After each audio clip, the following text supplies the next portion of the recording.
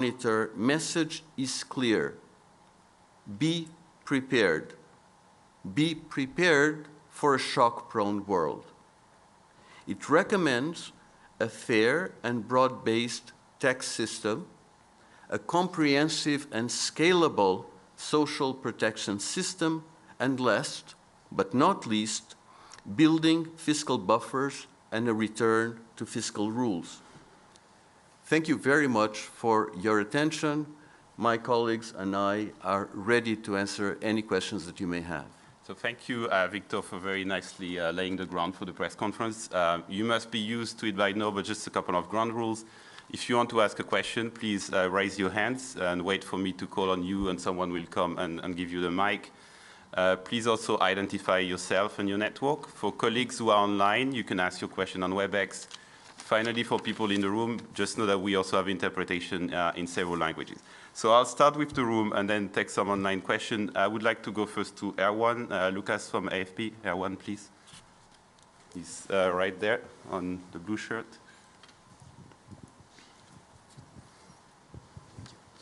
Good morning.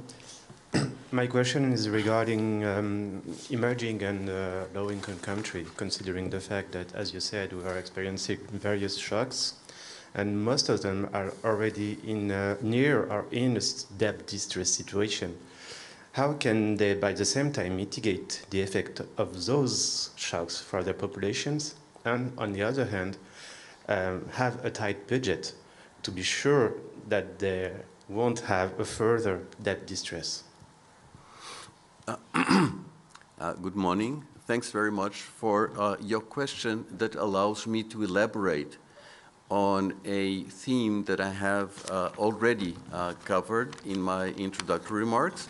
I did refer to the survey that the Fiscal Monitor includes of measures taken by a group of 174 countries, and I stress that in the case of low-income countries, the most salient challenge comes indeed from the food price surge.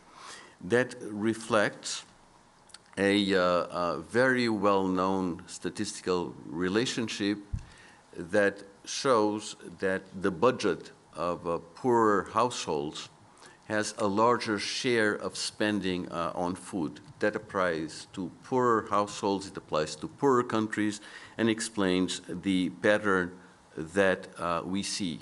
The situation, exactly as you imply by the question, is serious.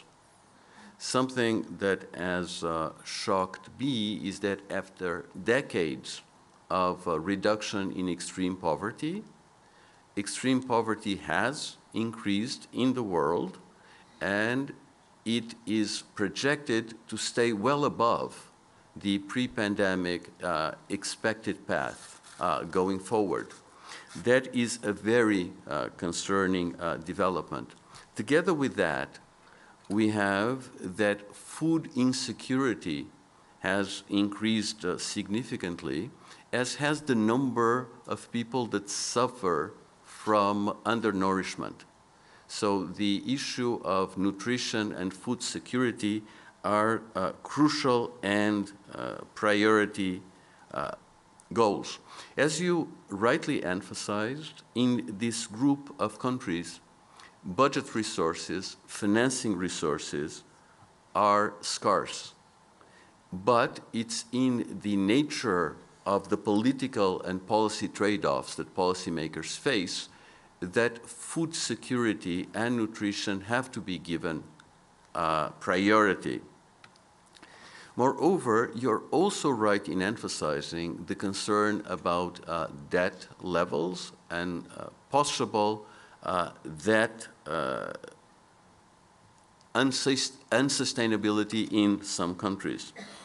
Developments in recent months show that bond markets are now much more sensitive than before to deteriorating or weak fundamentals. That raises the specter of more frequent and widespread fiscal crisis. So we do call for collective action to tackle these challenges. I referred in my introductory remarks to the lifting of restrictions on food and fertilizer exports.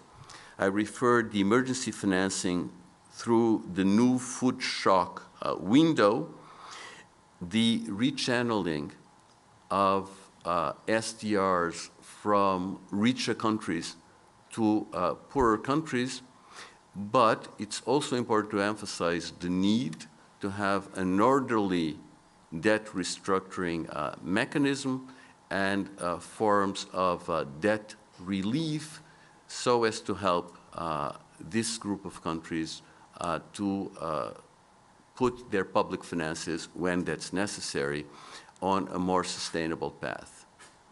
Thank you. Thank you, Victor. I'll go a bit to the left before coming back here. I see Simon, the gentleman in the first row there with the red and blue tie. Oh, colleague is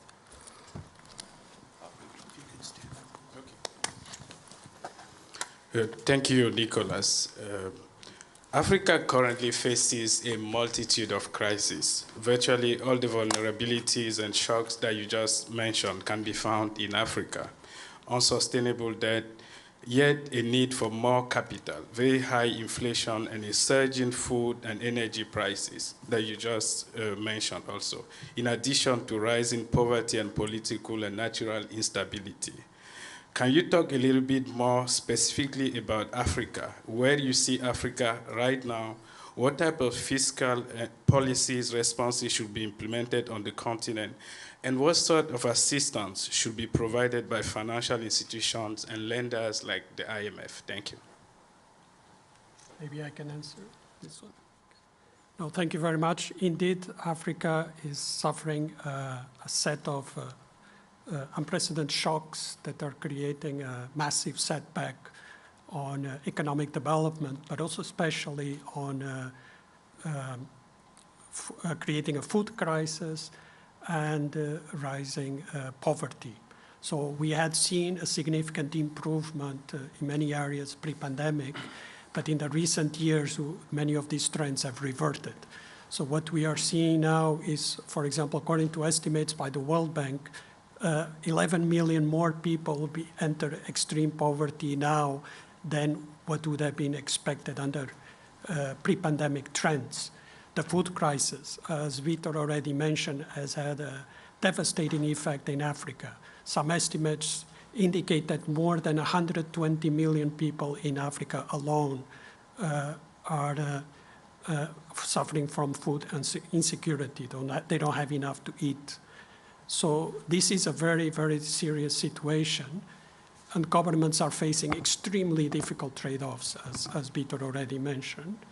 They are facing with double-digit inflation in many countries. They are facing with very high debts. Many countries are facing debts similar to the early 2000s when they had to receive debt relief. In our analysis, 19 out of 35 low-income countries in Africa are already in debt distress or at high risk of debt distress. So this is really a very difficult context for governments to operate. Where we think fiscal policy should set the priorities, I'll focus on three key areas. Right? One is obviously putting resources on the most urgent needs. That's the food crisis. This has to be done, as Peter said, together with the international community. Second, Africa, already before the pandemic, had very low levels of tax ratios, tax relative to GDP. These levels have deteriorated. So when you look now compared to what you'd see in the pre-pandemic trends, we have seen an actual decline in tax ratios to GDP. This makes it much harder for governments to respond to crisis, to manage debt, and to deliver basic services on education and health and infrastructure. So it is important to step up the efforts on domestic revenue mobilization and building state capacity to respond to all these challenges. Third, improving the quality of spending and reducing waste. This includes different areas. For example, some countries state-owned enterprises are a big burden on the government budgets and on the economy, but also even more importantly, the need to improve social safety nets. This will help governments target better those in need while reducing inefficient and wasteful subsidies. So I think all these are key priorities governments need to do, but it's not going to be enough. Many are facing very difficult debt and food crisis, and international cooperation is critical on this aspect. And this includes initiatives like the G20 Common Framework that needs to move ahead to support countries like Ethiopia, Zambia, Chad. In terms of the fund in partnership with others has been providing different types of support, policy advice, technical assistance. Our department involves a significant amount of our resources in helping countries, improving on areas like domestic revenue mobilization, improving the quality of public investment, but also on financial assistance. And since, for example, since 2020 with the pandemic, the fund has provided about 50 billion in financial support in different ways through financing instruments, through debt relief, and through the expansion of SDRs. We also continue to create new instruments and tools, like Vitor mentioned, to help tackle, for example, the food crisis. And we know some countries are already approaching the front, like Malawi in Africa, to get support. But also in terms of addressing climate change. In fact, Africa is the region hardest hit by climate change and natural disasters. So this is really another key priority for governments, and the fund has created instruments to help. And we know some countries, including African countries, have already approached us. I believe Rwanda is one of them. Thank you. Thank you. I would like to take the question from the gentleman in the front row there, and then I'm going to come back there. I know I have 3 or 4 people waiting. Babajide Komalafe is my name, Vanguard Newspaper, Nigeria.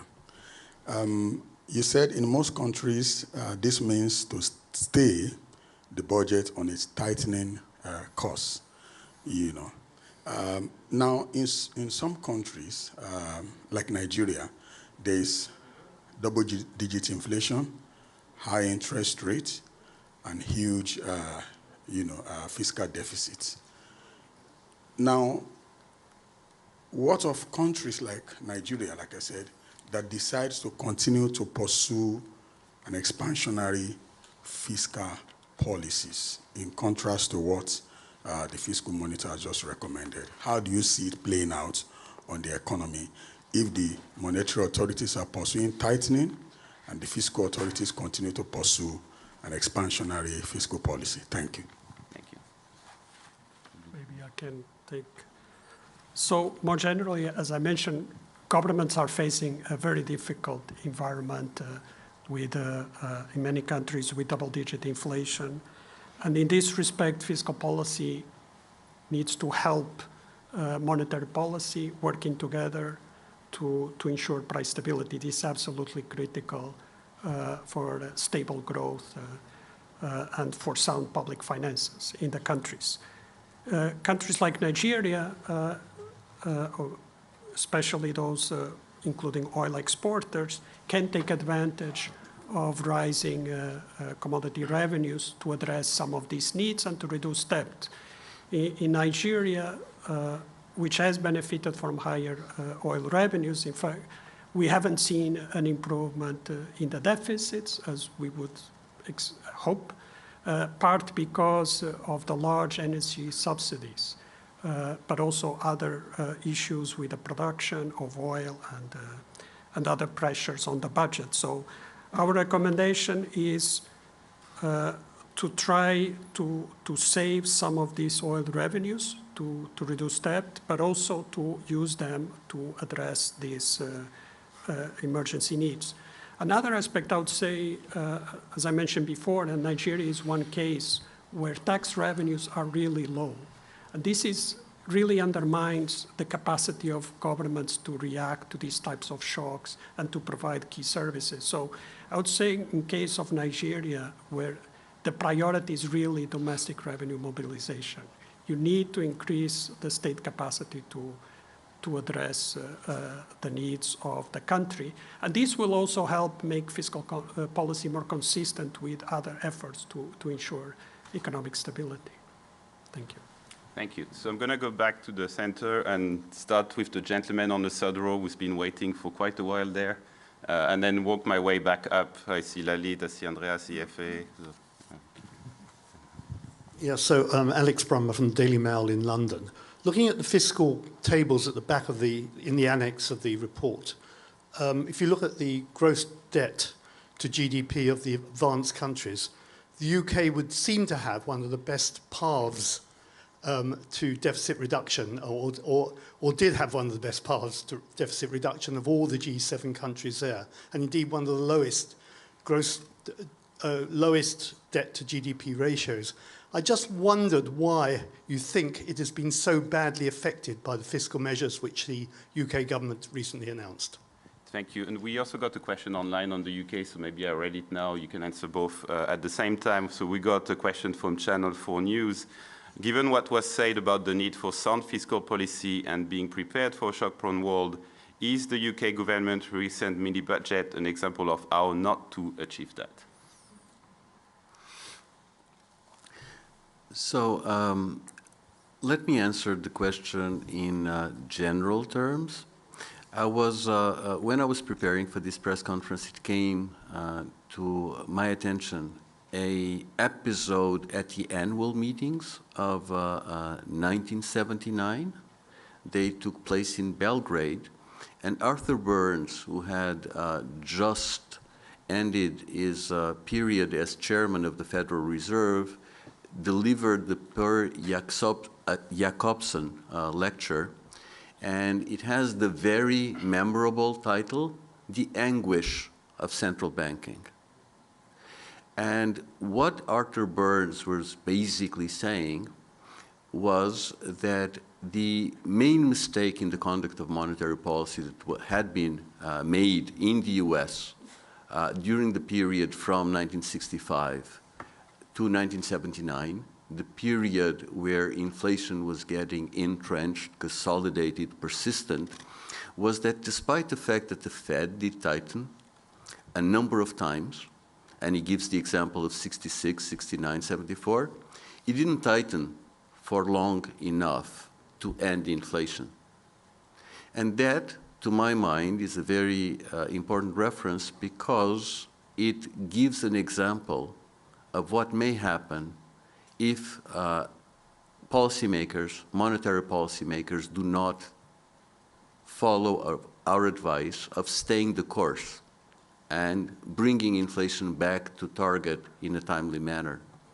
But that's not why I came up with this quote. It's that the first precondition that Arthur Burns lists for a successful and relatively low-cost disinflation policy is consistency with fiscal policy.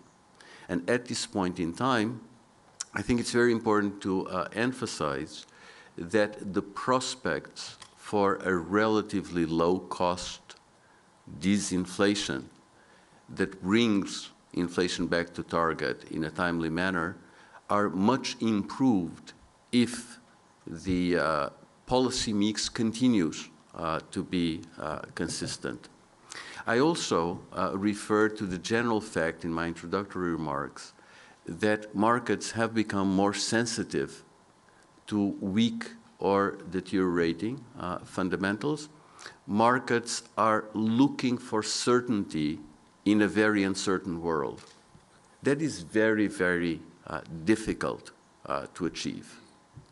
In a very uncertain world, one can give a sense of direction and orientation, but forecasts are very uncertain, and one needs to conduct policy with flexibility and a fair amount of humility.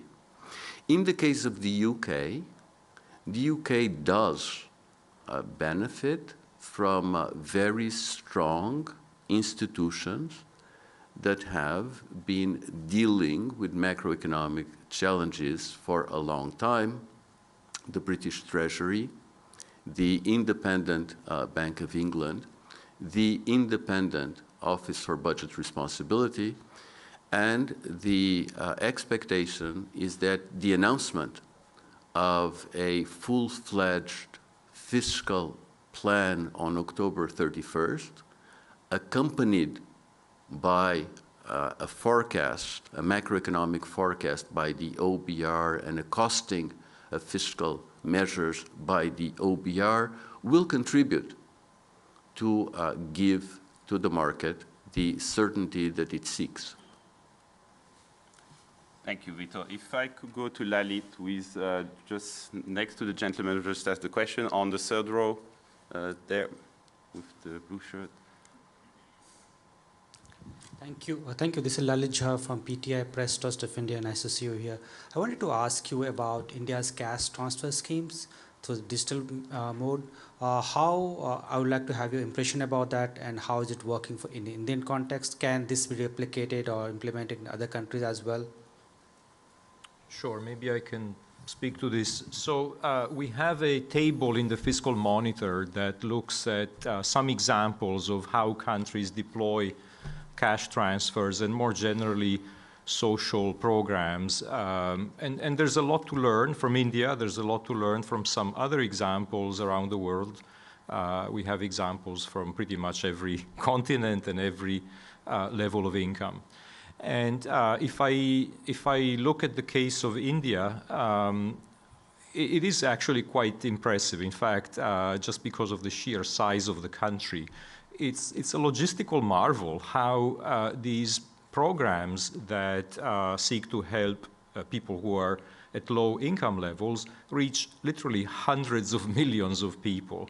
There are programs that target specifically women. There are programs that target the elderly, farmers. Perhaps the interesting part is that in these examples, there's a lot of technological innovation. In the case of India, one thing that is striking is the use of the unique identification system, the Aadhaar. But in other countries also, there's greater use of sending money through mobile banking to people who actually don't have a whole lot of money, but they have a cell phone. And so being somewhat innovative in identifying people, in processing their applications for transfers through digital means, deploying funds through, again, mobile banking, this is something that countries can learn from each other. And we try also here to be a little bit of a convening place where people can compare these types of experiences. Let me add two very quick remarks. We have in FAD a very ambitious program of application of new technologies and digitalization to public administration. We call that GovTech. And we're collaborating with India in that context as one of the most inspiring examples of the application of technology to solve very complicated issues of targeting support to the people who need it most. And that was what Paolo was very much emphasizing. But I think it's interesting to refer to this GovTech aspect also in the context of our engagement with Africa. And we have been working with many African countries in the area of GovTech, and also in Africa. There are very many examples of innovation which is relevant and inspiring as well. And so the exchange of experiences that Paolo was talking about is something that we are trying to organize, and the amount of learning that can take place is actually quite surprising. There is a lot going on in India, in Africa, and in other parts of the world. Thank you, Victor. So as discussed, I'll keep on this center, then I'll go take the colleagues on the right. I think I had Andrea had been waiting for quite a while. Andrea from Reuters.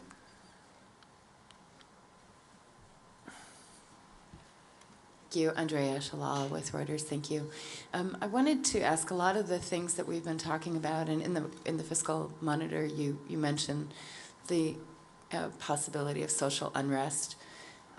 You know, we've talked about these problems now rising across the world. I'd love for you to reflect a little bit about how you see that developing and what those kind of risks are and how great those dangers are.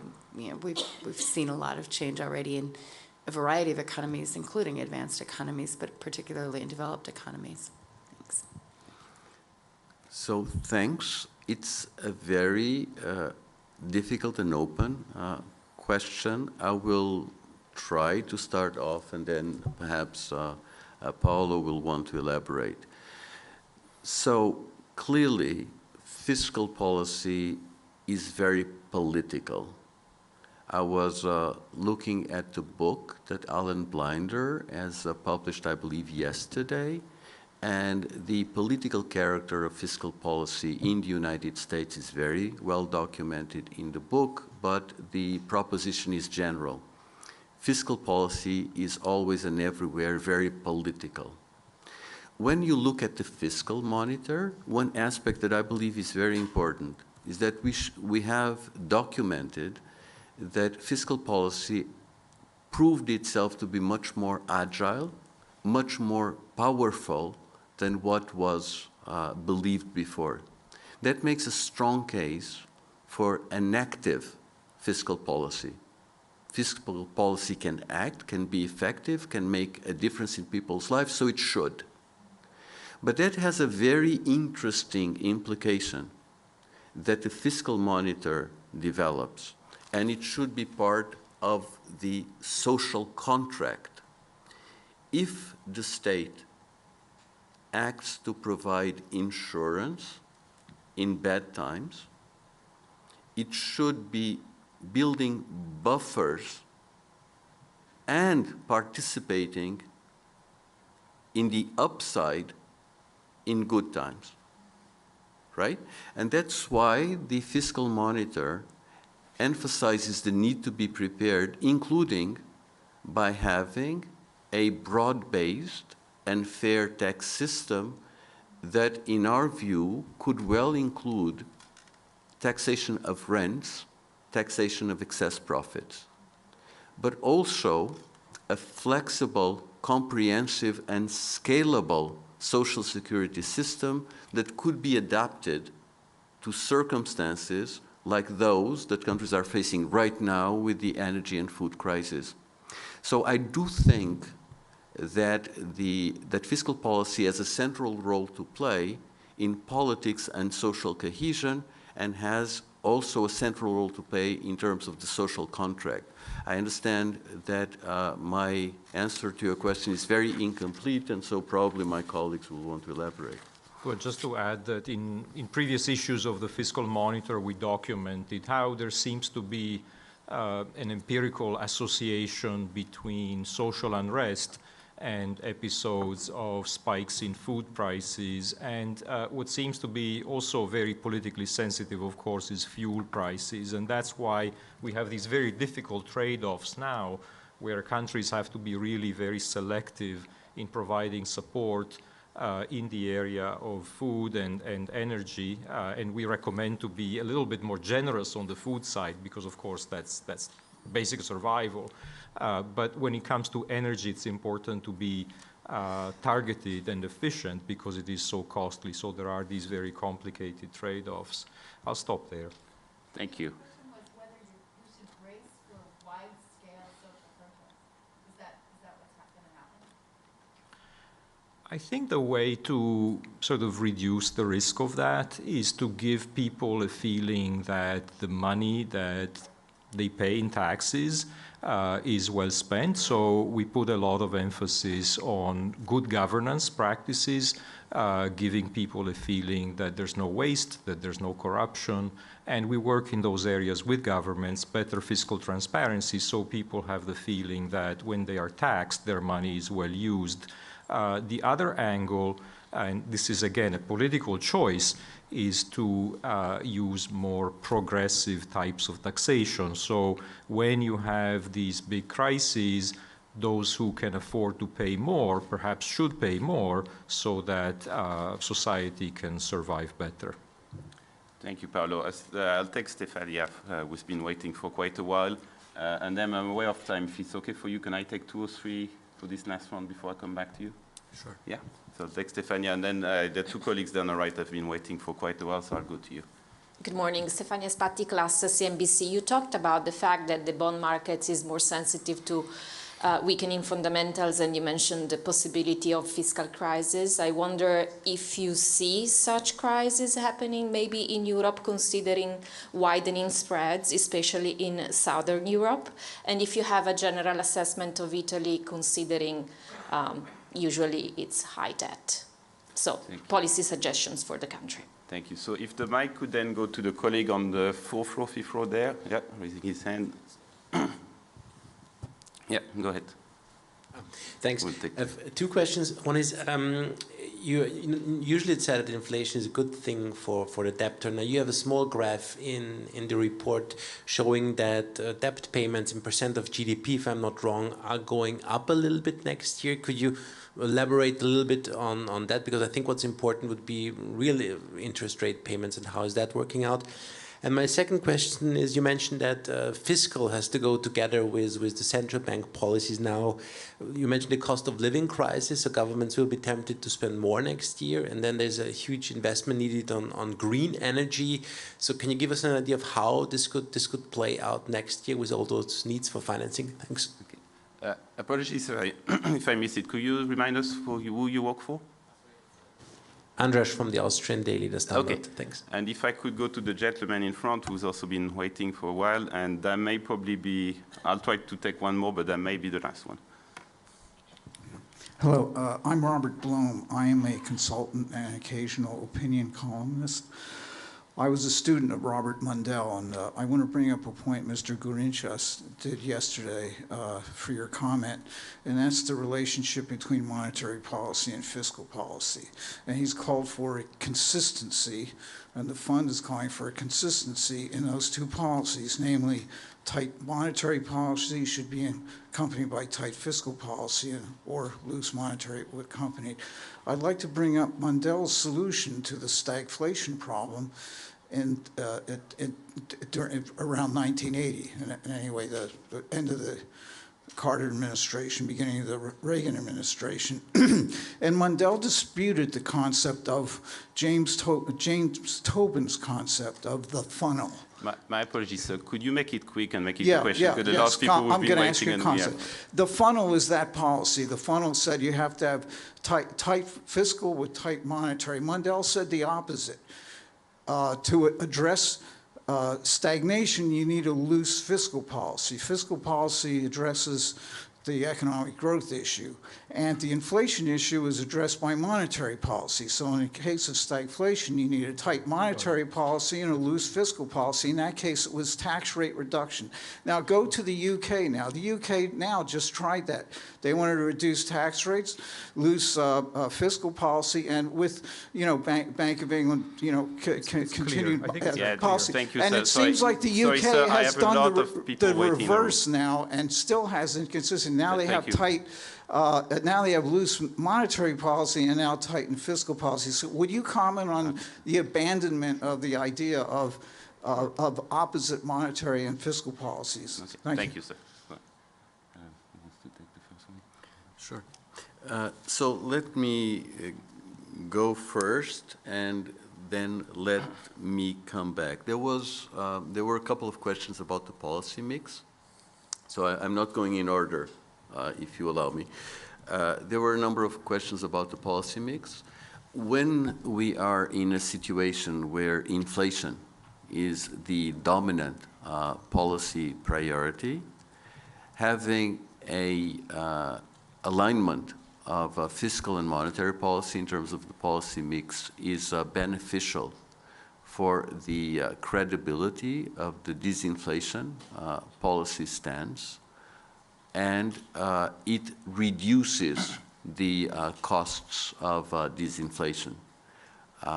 Tom Sargent does have a number of studies in which this point is made.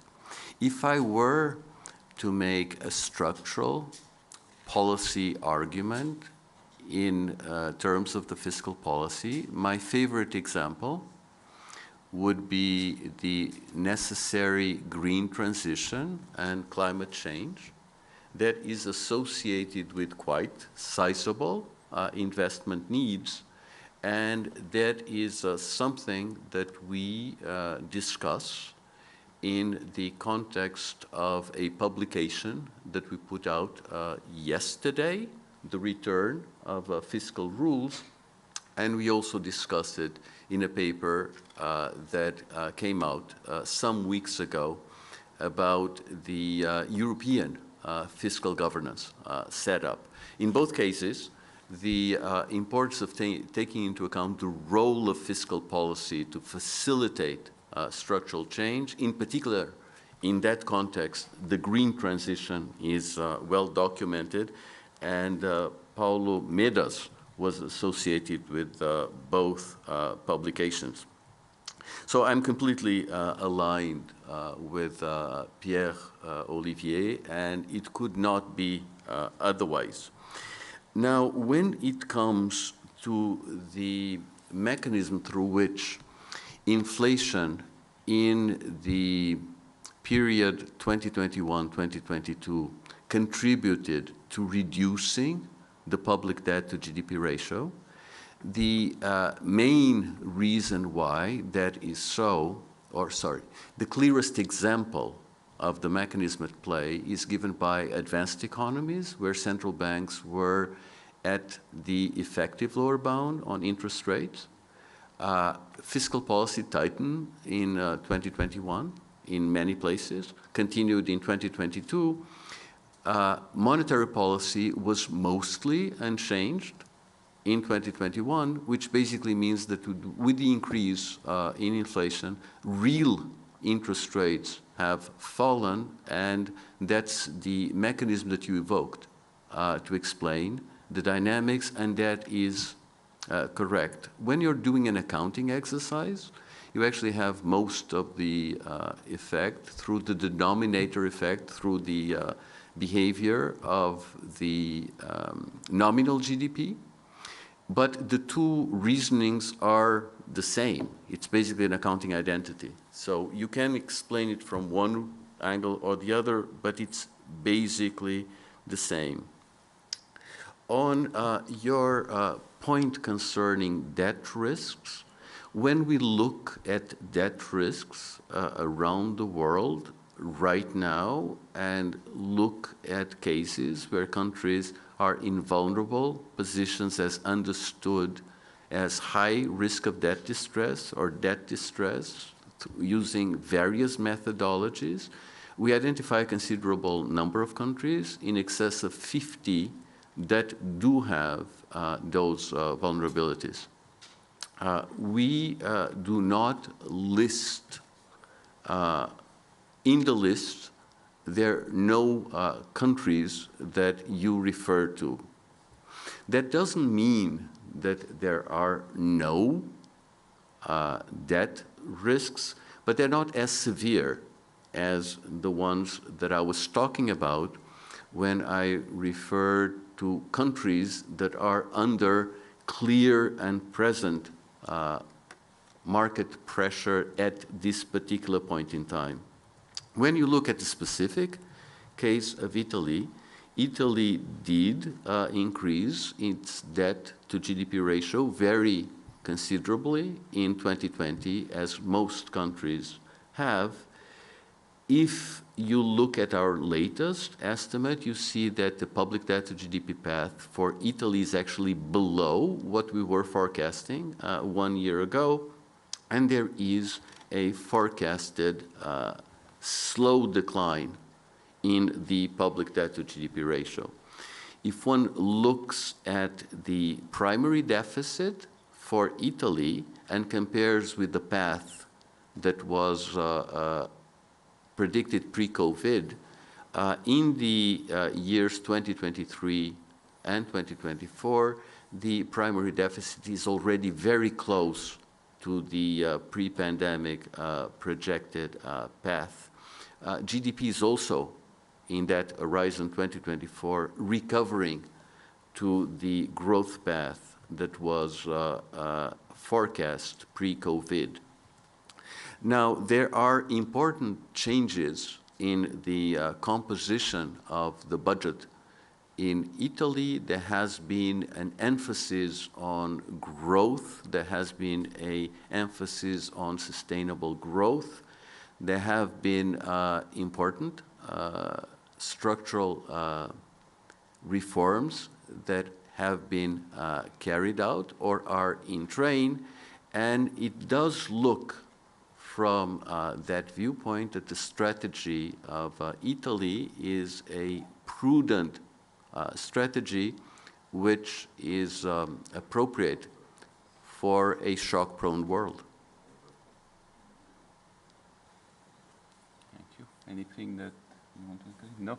So I'm afraid that's all the time we have. For the colleagues who I could not take the question from, please try to catch up with me after the press conference, or my colleague Eva, who is sitting there at the back of the room, will try to give you some written answer. With this, I also want to thank Vitor, Paolo, and Paolo for being here today and explaining the Fiscal Monitor. The Fiscal Monitor is now online on imf.org. I also want to remind people that the Managing Director will have a press conference tomorrow morning at 8 a.m. That's another opportunity for questions. Or for questions on countries, we are going to have also a series of press conferences with our Regional Director if you want to go into more detail. With that, thank you everyone for being there this morning. Thanks for those who are online, and have a good day.